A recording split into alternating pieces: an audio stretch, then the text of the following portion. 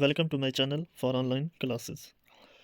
In this lecture, I am going to discuss the next topic, that is team working skill. So let's start.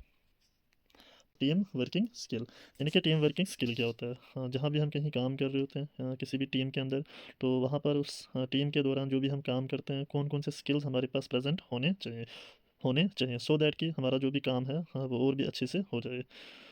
तो शुरू करते हैं। जैसे कि लिखा हुआ यहाँ पर कह रहा है कि team work is important because it helps us synergise.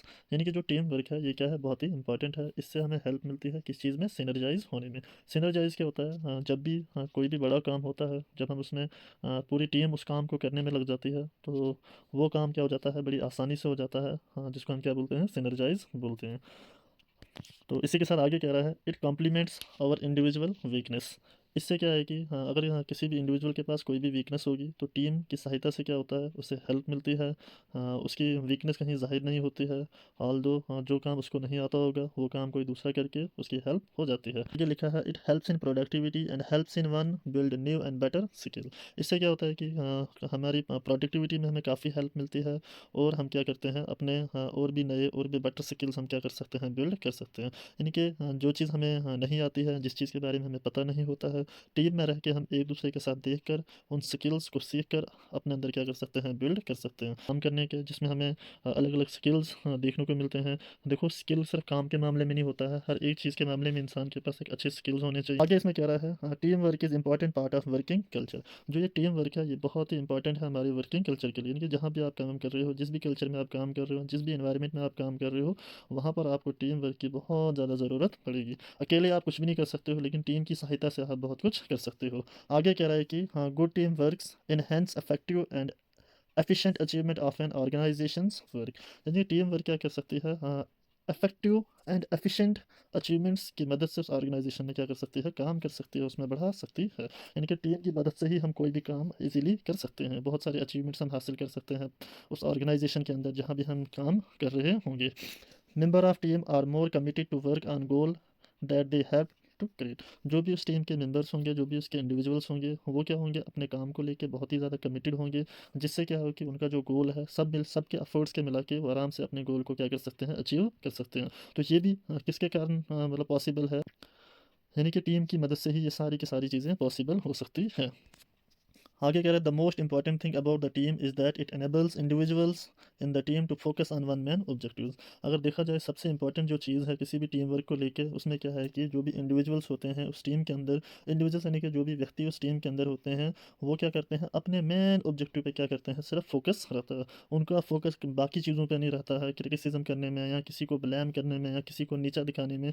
उनका फोकस उन चीज़ों पे नहीं रहता है, बल्कि उनका फोकस सिर्फ किस पे रहता है, जो भी उनका ऑब्जेक्टिव होता है, जो भी उनका पर्पज़ होता है, उस गोल को अचीव करने का सारा ध्यान उनको उस चीज़ पे रहता है। तो वहाँ पर वैसी टीम को क्या होता है, आराम से उनको कभी भी किसी भी चीज़ की दिक्कत नहीं आती है। तो इसी तरीके से हमें भी रहना है, जहाँ भी हम कहीं भी काम कर रहे हो। जैसे आप बच्चे स्कूल में पढ़ रहे हो, तो आपकी भी एक टीम है, 12th क्लास की एक टीम है, 11th क्लास की एक टीम है, बॉयज़ की अलग से टीम है, गर्ल्स की अलग से टीम है। तो आपने क्या करना है, कोलैबोरेटिव एफर्ट्स के कारण आपने अपना टाइमली अपना काम करना है, टाइमली चीज़ों को लर्न करना है, टाइमली चीज़ों को सीखना है, ताकि जब भी आपके एग्ज़ाम शुरू हो जाएँ, तो एग्ज़ाम शुरू होने से पहले ही आपकी प्रिपरेशंस पूरी हो। तो ये आगे कह रहा है कि team work is also important since everyone contribute to their unique ability which makes the result of their objective more diverse. यानी कि जो ये टीम वर्क होती है, ये और भी इम्पॉर्टेंट है अगर हर कोई व्यक्ति इसमें क्या करे, कंट्रीब्यूट करे अपनी यूनिक एबिलिटीज़ के साथ। देखो, हर एक में सेम चीज़ें नहीं होती हैं, लेकिन हर एक में कुछ अलग अलग ज़रूर होता है। तो वहाँ पर जब अपना अपना योगदान हर कोई देगा, अपना अपना कंट्रीब्यूशन जब हर कोई डालेगा, तो जो ऑब्जेक्टिव होगा, तो वो और भी क्या होगा, और भी बहुत ही ज़्यादा सुनहरा होगा। मीन्स कि उसको अचीव करने में और भी बहुत ज़्यादा ही मज़ा आएगा। आगे इसमें कह रहा है, टीम वर्क की generally important because it gives everyone a sense of belonging. Team work जो है कि ये बहुत ही ज़्यादा ज़रूरी है, क्योंकि इससे क्या है कि हर एक को इंपॉर्टेंस मिलती है और हर एक अपना बेस्ट देता है। जिससे क्या होता है, कोई भी गोल, कोई भी ऑब्जेक्टिव, उसको अचीव करने में ज़रा भी किसी को प्रॉब्लम नहीं आती है। अकेले इंसान कुछ नहीं कर सकता है, लेकिन टीम की सहायता की मदद से इंसान बहुत कुछ कर सकता है, बहुत कुछ हासिल कर सकता है। आपने देखा है क्रिकेट टीम या कोई भी टीम आप कहीं भी देखते हो, चाहे आपके जैसे स्कूल में हम टीचर्स हैं, वहाँ पे लेक्चरर्स, एफर्ट्स, सबके कोलैबोरेटिव एफर्ट्स के कारण क्या होता है आपके रिलेटेड टाइम टेबल बनाया जाता है, आपका सिलेबस टाइमली कंप्लीट किया जाता है, आपके असाइनमेंट्स लिए जाते हैं, आपको गोल्डन टेस्ट लिए जाते हैं। गोल्डन टेस्ट का हो या फिर आप इनको U1 का हो, U2 का हो, T1 का हो, T2 का हो, तो बहुत सारी चीज़ें क्या होता है टाइमली होती हैं। तो ये सब किसके कारण होता है? सिर्फ एक टीचर के कारण या एक जो भी HOI होता है स्कूल का उसके कारण नहीं होता है, बल्कि सबके कोलैबोरेटिव एफर्ट के कारण ये सारी चीज़ें पॉसिबल होती हैं। तो यहाँ से भी आप इसको रिलेट कर सकते हो, that is the part of work जो टॉपिक हम अभी पढ़ रहे हैं जिसका नाम है टीम वर्किंग स्किल। अब हम पढ़ेंगे टीम वर्किंग स्किल के अंदर इंपॉर्टेंट पॉइंट्स। थोड़ा सा स्क्रीन को जूम करता हूँ। अब हम अब हम पढ़ेंगे कि टीम वर्किंग स्किल के अंदर कौन कौन सी इंपॉर्टेंट चीज़ें होनी चाहिए, जिससे क्या होता है कि हाँ आप और भी बेहतर तरीके से अपने अंदर स्किल्स को बिल्ड कर सकते हो, उनको बेटर कर सकते हो। पहला पॉइंट जिसमें देख सकते हो आप डिमॉन्स्ट्रेटिव रिलायबिलिटी। तो डिमॉन्स्ट्रेटिव रिलायबिलिटी क्या होता है, नेक्स्ट स्लाइड में आपको मैं एक्सप्लेन करता हूँ। अभी हम सिर्फ इनके नाम देखते हैं कि टीम वर्किंग स्किल के अंदर हमारे पास क्या क्या आता है। नेक्स्ट आता है आपके पास कम्युनिकेट कॉन्स्ट्रक्टिवली। नेक्स्ट आता है फिर लिसन एक्टिवली। उसके बाद आता है function as a active participant, share openly and willingly, cooperate and pinch it to help, exhibit flexibility, show commitment to the team, work as a problem solver. तो ये हमारे पास क्या है, अलग अलग पॉइंट्स है हाँ जो कि एक टीम मेंबर्स के अंदर होने चाहिए। जैसे आपने देखा डिमॉन्स्ट्रेटिव रिलायबिलिटी होनी चाहिए, इसी तरीके से कम्युनिकेट कॉन्स्ट्रक्टिवली होना चाहिए, एक्टिव लिसनिंग होनी चाहिए, function as a active participant होना चाहिए, ओपनली शेयर करना चाहिए, बिल्कुल विलिंग होना चाहिए, अच्छा कॉपरेट करना चाहिए, इसी तरीके से फ्लेक्सिबिलिटी अच्छी होनी चाहिए। इवन कि उसके अंदर क्या होनी चाहिए, कमिटमेंट होनी चाहिए उस टीम के अंदर, ताकि वो अपने कमिटमेंट को जाहिर कर सकें। और क्या होना चाहिए, प्रॉब्लम सॉल्वर भी होना चाहिए। अब हम इन पॉइंट्स को एक एक करके एक्सप्लेन करके समझते हैं। तो इसी के साथ देखो पहला पॉइंट हमारे पास क्या है, डिमॉन्स्ट्रेट रिलायबिलिटी। डिमॉन्स्ट्रेट रिलायबिलिटी क्या होता है, देखो रिलायबिलिटी होता है, रिलायबल होता है किसी के ऊपर विश्वास करना। यानी कि हमारे पास जो भी टीम मेंबर्स हैं या जो भी हमारे वहाँ पे टीम होगी, सबसे पहले हमें उनके ऊपर क्या होना चाहिए, रिलायबल होना चाहिए। बस कहीं ना कहीं हमने उनके ऊपर क्या रखना है, विश्वास रखना है। यानी कि जो भी वो काम करें, जो भी उनको काम दिया जाएगा, तो वो हाँ वो मतलब क्या करें, हमारी कमिटमेंट्स पर पूरा उतरेंगे। उनके जो भी हम उनको काम देंगे वो हर हाल में उस पर वो पूरा करेंगे। तो कहीं ना कहीं हमारा उनके ऊपर क्या होना चाहिए, विश्वास होना चाहिए। चाहे काम जो दिए, चाहे उनको जो असाइनमेंट दिए, तो हमारी जो भी उनके साथ कमिटमेंट होगी उस कमिटमेंट को क्या करेंगे, पूरा करेंगे। तो ये भी एक क्या है, टीम वर्किंग स्किल का एक इंपॉर्टेंट पॉइंट है। नेक्स्ट आता है हमारे पास कम्युनिकेट कंस्ट्रक्टिवली। तो जो भी हमारे पास टीम होती है, कहीं ना कहीं उनके अंदर क्या होना चाहिए, जो उनका कम्युनिकेशन है वो बिल्कुल क्लियर होना चाहिए। इवन कि वो इस काबिल होने चाहिए कि वो क्या कर सकें, स्पीकअप कर सकें, यानी कि बोल सकें, एक्सप्रेस करें अपने थॉट्स को, अपने आइडियाज़ को क्लियरली, मीन्स कि बिल्कुल क्लियर, साफ, डायरेक्टली, ऑनेस्टली, ईमानदारी के साथ, and with respect of others for the work of the team. यानी कि दूसरों के साथ मिलकर उन टीम के काम के खातिर उनको क्या करना चाहिए, क्लियरली, जो भी उनको कोई उनको मतलब ये है कि एक्सप्रेस करने आना चाहिए अपने आप को, कहीं भी उनको कोई भी प्रॉब्लम फील आती है तो ऑनेस्टली, ईमानदारी के साथ उन्होंने बोलना है।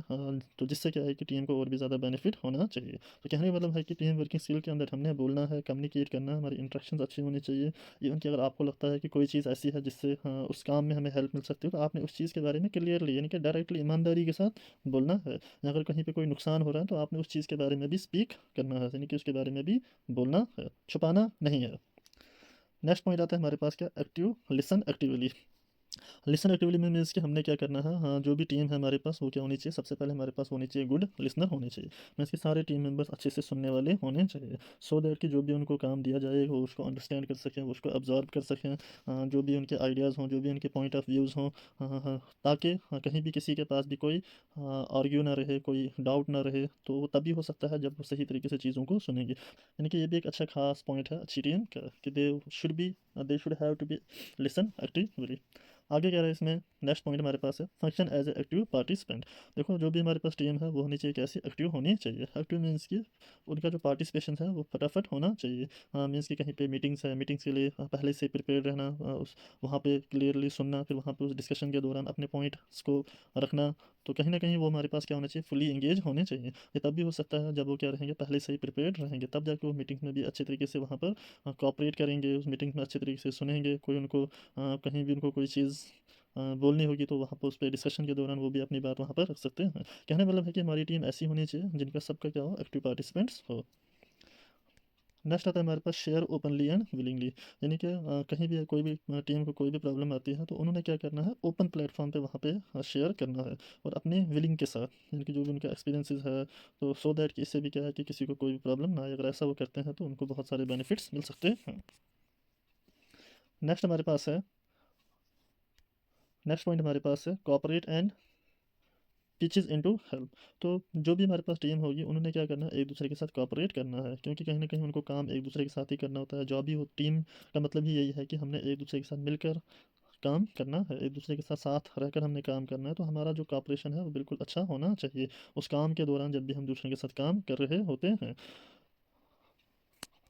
नेक्स्ट हमारे पास एग्जिबिट फ्लेक्सिबिलिटी। फ्लेक्सिबिलिटी यानी कि हमारे पास क्या होना चाहिए, हमारा रिजिड माइंडसेट नहीं होना चाहिए, बल्कि फ्लेक्सिबल माइंडसेट होना चाहिए। मीन्स कि हमने क्या करना है, अपने आप को चेंज करते रहना है, यानी कि हमें कोई भी काम दिया जाए तो वो क्या करें, उस काम को एक्सेप्ट करें। चाहे वो चैलेंजेस हों, या आपका एक जगह से दूसरी जगह आपको शिफ्ट किया जाए, या आपको एक काम के बजाय दूसरा काम दिया जाए, तो आपने क्या करना है, चीज़ों को अडेप्ट करना है, अपने आप को किसी भी सिचुएशन में आपने क्या करना है, उसको हैंडल करना है। तो that is the part of were flexibility. तो हाँ, ये भी हम कह सकते हैं कि अच्छी टीम का क्या है, एक खास पॉइंट है जिसका नाम है फ्लेक्सिबिलिटी।